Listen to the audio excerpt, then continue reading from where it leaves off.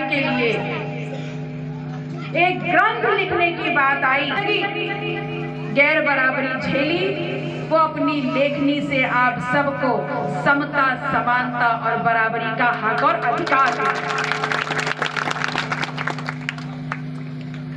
अधिकार हमको दिया और हम सब संविधान पाकर खुश हो गए। लेकिन उनका कहा हुआ बाकी जरूर हम याद नहीं रख पाए। उन्होंने साथ ही साथ ये भी कहा था कि संविधान के साथ साथ इस आजाद भारत में हर एक नागरिक दोहरी जिंदगी जी रहा है। एक है राजनीतिक जिंदगी और एक है सामाजिक जिंदगी। इस संविधान के माध्यम से एक वोट देने के अधिकार से आपको वो राजनीतिक बराबरी तो मैं दे रहा हूं, लेकिन इस देश में सामाजिक गैर बराबरी और आर्थिक गैर बराबरी आज भी बराबर रूप से आपकी जिंदगी में चल रही है।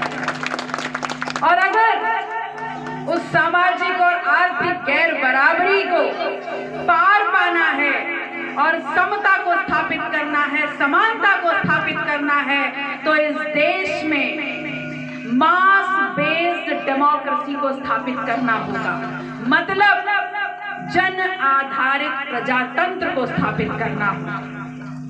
हम लोग ये नहीं समझ पाए और इसीलिए आज 75 साल की आजादी के बाद भी जो हमारी दुर्दशा है वो सिर्फ इसलिए है क्योंकि बाबा साहब की कही ही बातों को हमने आधा समझा और आधे पे चल गए।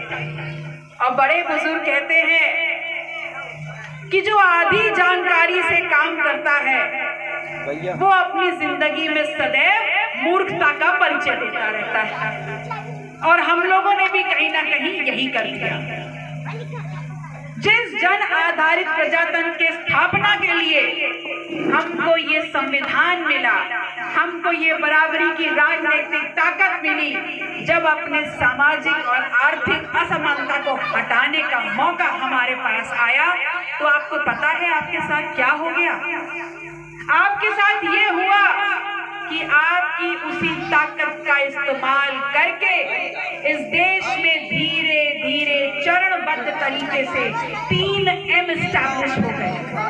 3M ने अपनी जड़ें गाड़ी और वो 3M क्या है? मनी, माफिया और मीडिया बेस्ड डेमोक्रेसी। और इस बात को हम क्यों कह रहे हैं? इस बात को हम इसलिए कह रहे हैं क्योंकि अगर बहुत पीछे मत जाइए, 2014 तक के पन्ने पलट लीजिए। 2014 में किसने मजबूर किया आप लोगों को कि आप लोग उनको वोट देकर के सत्ता में स्थापित करने का काम करें? सबसे पहले मीडिया। घर घर मोदी, हर हर मोदी। सुन रहे थे ना? टीवी पे, मोबाइल पे, पेपर में, व्हाट्सएप पे, सब जगह ये काम कर दिया मीडिया ने। आपको भुला दिया कि इनकी रीढ़ क्या है। इनकी रीढ़ RSS है। आपको भुला दिया मीडिया ने। दूसरा आ गया माफिया। अब माफिया से वो लोग नहीं जो गोली बारूद का इस्तेमाल कर रहे हैं।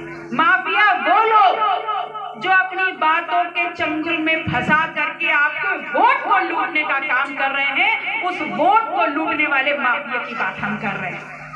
और तीसरा कौन था? तीसरा था मनी, पैसा। ये पैसा खूब बहाया गया ना, खूब बढ़िया बढ़िया पोस्टर लगे, बढ़िया बढ़िया गाड़ियां आपके बीच में आई, बढ़िया बढ़िया योजनाएं आपको समझाई गई। तो ये 3M ने इस देश के बहुजन को, जिसको बाबा साहब भीमराव अंबेडकर ने पुख्ता संविधान दिया था, ये 3M ने इस प्रजातंत्र को लूट करके 3M के पक्ष में खड़ा कर दिया। और स्थितियां देख लीजिए। 2014 में क्या बोले थे? ये बोले थे कि हमको देश के विकास के नाम पर वोट चाहिए। यही बोला था ना? देश के विकास के नाम पर वोट चाहिए। और क्या वादे किए थे? वादे ये किए थे कि किसानों की आय दुगनी होगी, वादे ये किए थे कि जो नंबर 2 का पैसा बाहर विदेशों में है वो आपकी जेब में आएगा ताकि आपके परिवारों का विकास हो। और विकास का क्या बात कही थी? ये कही थी कि हर घर में रोजगार आएगा। और विकास की क्या बात कही थी? कि हर बच्चा शिक्षा ग्रहण करेगा। सही बात है ना? हम लोग भी मानते हैं कि कमाई आएगी, पढ़ाई आएगी, रोजगार आएगा तो विकास होगा ही होगा। फिर क्या बोले कि हम इसलिए सत्ता में आना चाहते हैं क्योंकि हम विकास करेंगे इस देश में जो जर्जर स्वास्थ्य सुविधाएं हैं उनका। अब विकास के नाम पे आपसे वोट लिया और आज 10 साल की जब सरकार पूरी हो रही है तो आपको पता है विकास के नाम पे आपको क्या गिनाते हैं? विकास के नाम पे आपको गिनाते हैं कि हमने आरसीसी की सड़क बनवा दी। विकास के नाम पे आपको गिनवाते हैं कि हमने 21 ठो एम्स बनवा दिए। विकास के नाम पे आपको गिनवाते हैं कि बड़े बड़े हाईवे बनवाने के लिए जिन किसानों की आय दुगनी करनी थी उनकी जमीन हड़प करके ब्याज भी नहीं दिया, मुआवजा भी नहीं दिया। तो जब विकास की परिभाषा जिसके नाम पर आपने सत्ता हासिल की थी वो शिक्षा थी, वो दुगनी आय थी, वो रोजगार था, वो बेहतर स्वास्थ्य सुविधाएं थी, तो आज 10 साल की सत्ता के बाद बात भी ये होनी चाहिए कि नौजवान डिग्री लेकर सड़कों पे क्यों घूम रहे हैं, किसान भुखमरी की चौखट पे क्यों आ गया है, खस्ता हालत में कोरोना में एक अस्पतालों में दवाई क्यों नहीं मिल रही थी, और हमारे बच्चे अगर स्कूलों में पढ़ने जाते हैं तो उनको पढ़ाई की जगह मिड डे मील क्यों दिया जाता है?